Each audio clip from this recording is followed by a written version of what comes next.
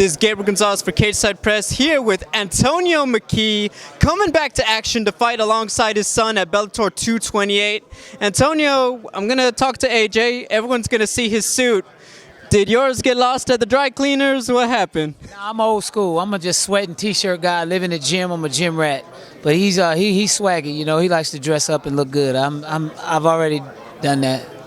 Let's go back in time a little bit. Everyone, I'll be honest, there's a generation that doesn't realize Antonio McKee was lighting up the circuit once upon a time before he started coaching the young guys at the body shop. Why did you first get into mixed martial arts yourself? You know what? I love to fight. The same reason my son's doing it, and I had to acknowledge him as a fighter. I just love to fight. I love the challenge. I love that individual one-on-one. Was there anybody, obviously when you're in the early days, the UFC and all these stars we're familiar with weren't exactly at that level yet. Were there guys you were watching that you were like, hey, maybe I should try this out myself? No, not really. I mean, I had my favorite fighters, which was Rampage, and there was a couple other guys, but when I saw it on TV, I was like, I want to do that. I think I'm pretty good at it. I was a great wrestler, and I had my 8 years of victories, went undefeated, and I had a great time. It was fun for me. Now, you've talked about, close to 50. You are not there yet. Let's set the record straight. But, your last fight was a couple years ago. You're still in good shape. What made the decision to walk away at that time, particularly? Well, I never walked away. I think social media and fans retired me. I never really officially retired. They're full of shit. But again, you're dealing with social media today, man. They can say whatever they want to say about you. But I've been training. I will continue to train as long as his career is going, unless I receive an injury where I can't train. And then I think I'll step away. Or if I get a good ass whooping, like I've always said, I'll get a good ass whooping, I think it's my time. But fortunately, I've suffered no damage. I'm 49 years old. I'll be 50 in less than 6 months. I feel great. What's the secret to, I guess where's the fountain of youth at the McKee household? Is that what you guys got on tap? What's up? Well, I got a young girlfriend and a young new son at 2 years old, which keeps me young. And then I'm in the gym every day with my son. Like I say, you don't age when you're happy. Good point. Or I guess let me go back to it a quick second. I guess why did you not take another fight since a couple years ago? Man, I've been busy in the gym. I got Joey Davis, AJ, Kimbo Slice, it was Aaron Pico, Brandon Halls.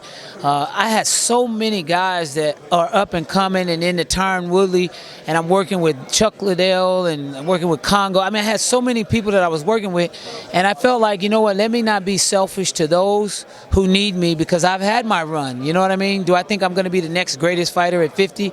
Absolutely not. But do I think I got a shot at the title? Absolutely, because the guy that owns the title, I don't know how he would beat me at 155 pounds unless, my body gave out. But for the most part, it was because I had such a stacked gym of athletes to train.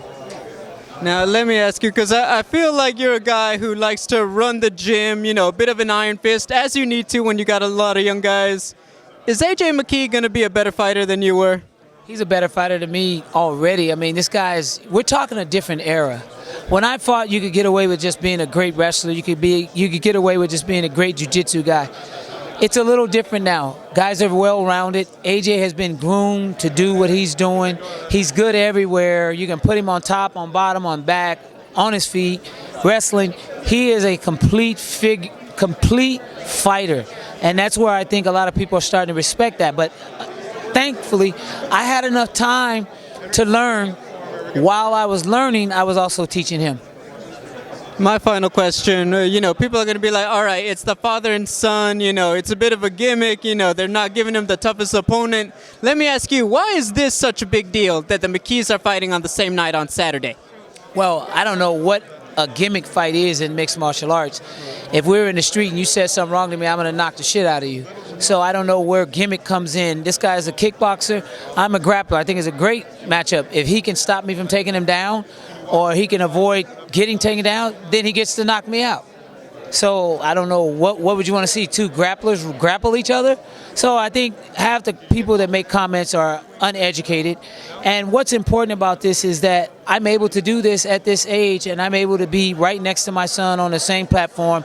Our names will go down in the history books as the first father and son fighter in the United States soil.